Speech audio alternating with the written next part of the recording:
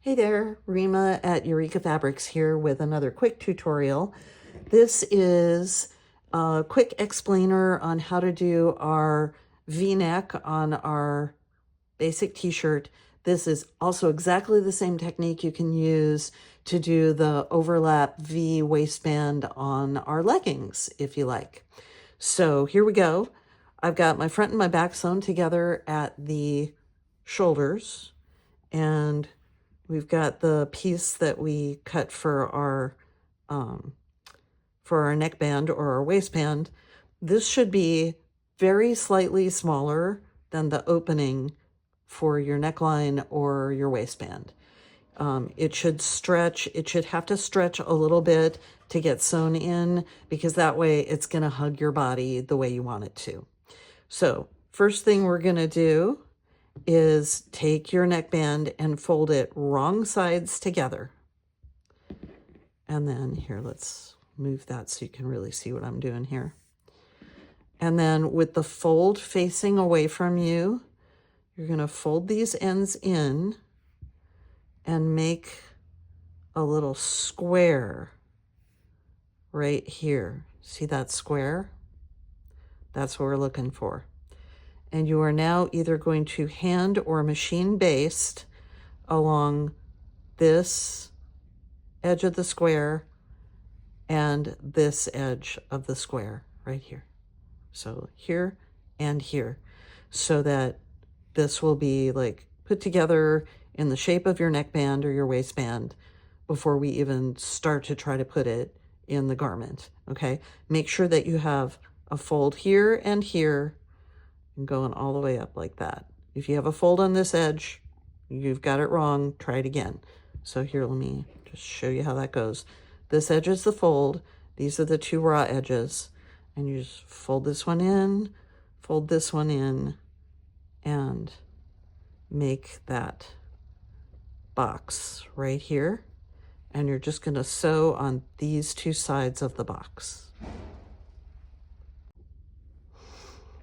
All right, you can now see that I've got my basting right along those two edges. Now we're going to try and put it together with our shirt or our pants. First thing we're going to do is we're going to put a tiny, tiny clip right there. Just like 1/8 of an inch, just a teeny bit.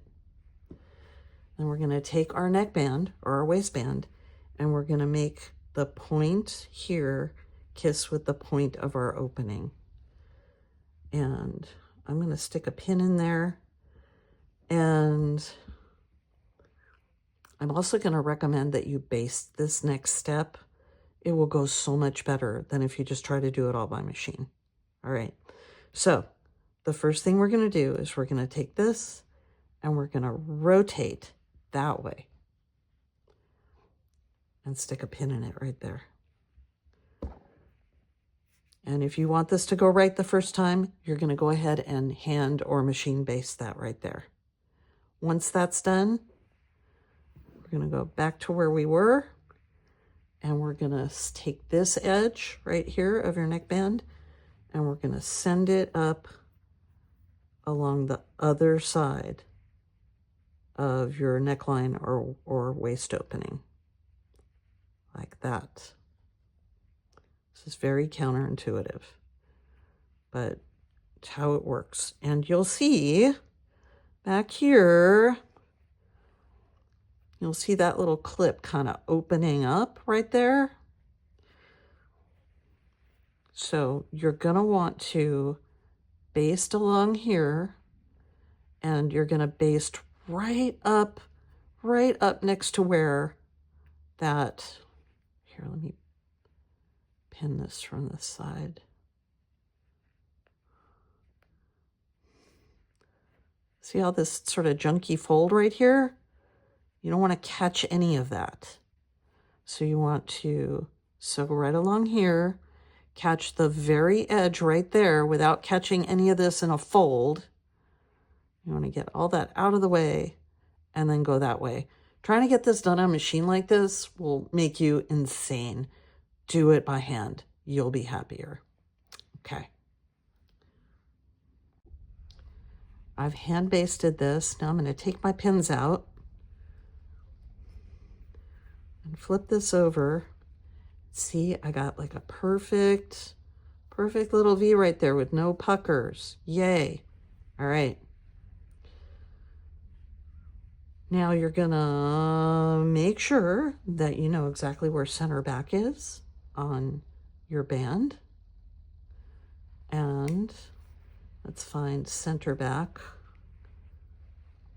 on either your shirt or your leggings. Center back is right there. And I'm going to strongly suggest that you work from the shirt side rather than the band side, because the band is going to be just fine. It's the shirt that might get all rumpled and weird and whatever. So let me match up my pins. There's center back right here. Let me get my edges matched up. Center back is right there, and it goes to my center back pin there. And now we can get the rest of the circle all pinned together.